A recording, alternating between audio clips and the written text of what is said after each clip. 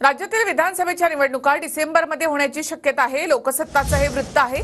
महायुती सरकारच्या लाडकी बहीण योजनेमुळे निवडणूक लांबणीवर पडल्यात का असा प्रश्न आता उपस्थित होतो।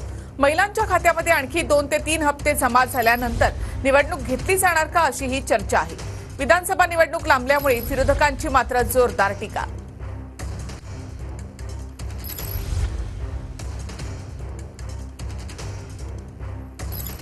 महाराष्ट्रातल्या निवडणुका डिसेंबरला होणार असतील तर ही सत्ताधाऱ्यांची सोय आहे। ज्यांना महाराष्ट्रात पराभवाची भीती वाटते, ज्यांना राजकारणात पराभवाची भीती वाटते, महाराष्ट्रात पराभवाची भीती वाटते की आम्ही निवडणूक हरू, आता निवडणुका वेळेत घेतल्या, तर त्यांनी अशा पद्धतीनं हा डाव टाकलेला आहे। ज्या वेळेला मागच्या वेळेला आमची निवडणूक झाल्यानंतर लवकर काही सरकार स्थापन झालं नाही, त्यामुळे राष्ट्रपती राजवट सुद्धा लागली होती, बरोबर आहे। आणि म्हणजे आमची विधानसभा मुळात उशिरा गठीत झाली आणि तिथून मग 5 वर्ष जर मोजायचे झाले तर आम्हाला वेळ आहे।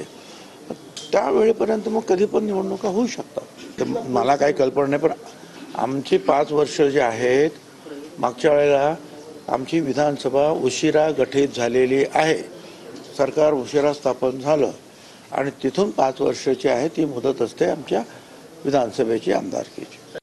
लाडकी बहीण योजनेसाठी निवडणुका पुढे ढकलल्या गेल्या। नोव्हेंबर अखेर राष्ट्रपती राजवट, डिसेंबरमध्ये मतदान होईल अशी चर्चा आहे। हे बघा, कितीही तुम्ही पुढे ढकललं तरी रिझल्ट नाही ना बदलू शकत आणि हा रडीचा डाव आहे।